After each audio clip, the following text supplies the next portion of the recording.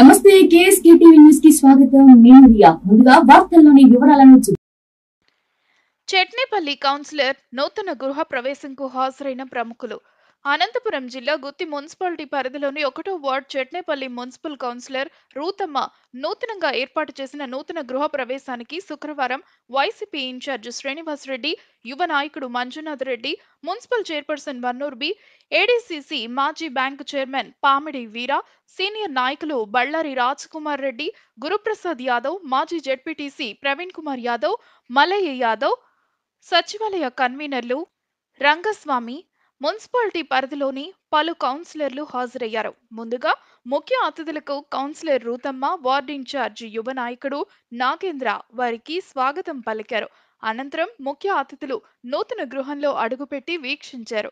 అనంతరం ముఖ్య అతిథులకు వారు ఘనంగా సన్మానించారు.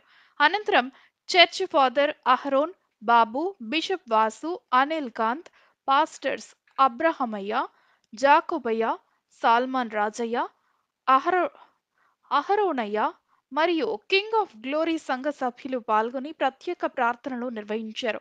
ఈ కార్యక్రమంలో వైసీపీ నాయకులు, కార్యకర్తలు, కౌన్సిలర్లు, బంధుమిత్రులు, శ్రేయోభిలాషులు, సచివాలయ కన్వీనర్లు పాల్గొన్నారు.